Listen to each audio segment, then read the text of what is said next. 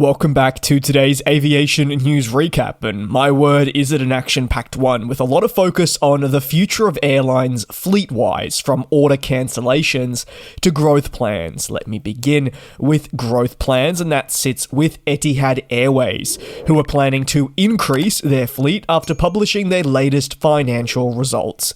The major results, firstly, I thought I would mention, showcased a 48% increase in profit to USD 232 million for the first half of the 2024 calendar year. These results primarily driven by what they describe as strong demand across the network.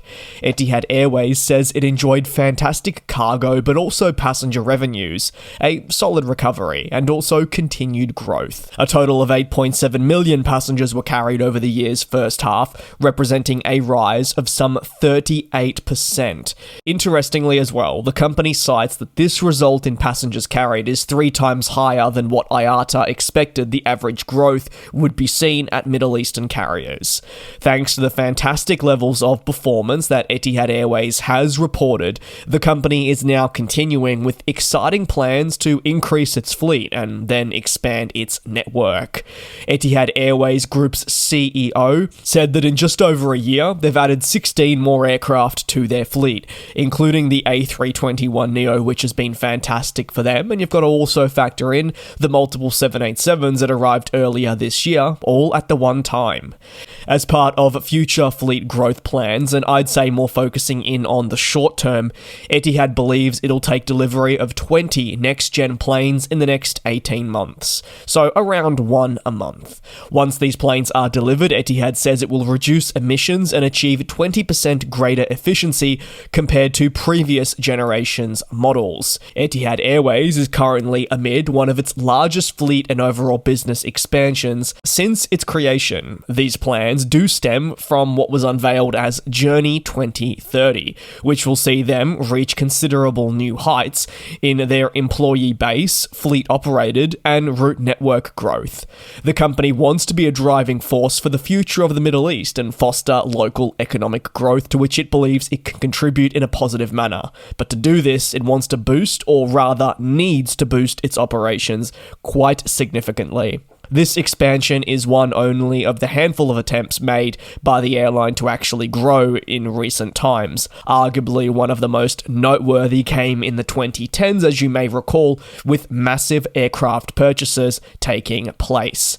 However, these purchases preparing for the future would be the airline's undoing, and the company would be plunged into losses exceeding multiple billions each year, and a massive turnaround plan that they're only still coming out of now. Looking forward, Etihad wants to be in a better position to grow stably and not face the same operational difficulties it faced in the past because of its ambitious targets, and no doubt all of us will be watching very closely as this airline looks to grow in the future. On to the last story, and equally I find fascinating and important. Frontier, a company in the United States, has become the latest to announce major adjustments to its future fleet planning, and as part of this, the company is deferring the delivery of Airbus jets to manage its finances and long-term performance in a better manner. However, one of the more groundbreaking revelations is an update surrounding the A321XLR, with this plane no longer expected to fly in Frontier colours. Frontier announced in an SEC filing that it would scrap all plans to operate with the A321XLR, this being that highly anticipated variant in the 321neo family just recently certified that comes with extended range capabilities. In that very same filing, the company also announced it would convert 18 A320neo aircraft to the A321neo base model, which offers them better capacity. That's now reflected in their future equipment commitments table. Another area of the airline's future planning that has made headlines is the plan to defer the delivery of upcoming Airbus aircraft. These new plans mean the airline will see aircraft arrive at the end of the decade and through to early 2031, representing a pushback on the initial predictions outlined that were seeing major deliveries through to 2029. The airline's fleet adjustments, which come as it published its second quarter financial results for 2024, are ultimately part of an ambition to become more stable and also efficient.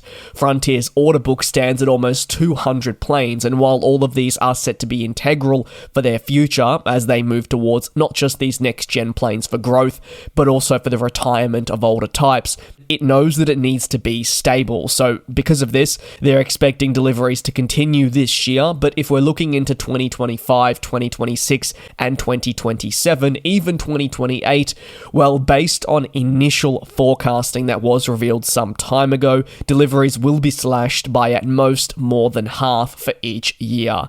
The theme of delivery deferrals is becoming quite common in the United States, and Frontier follows in the footsteps of the likes of Spirit and JetBlue, which in recent months have all announced something very similar.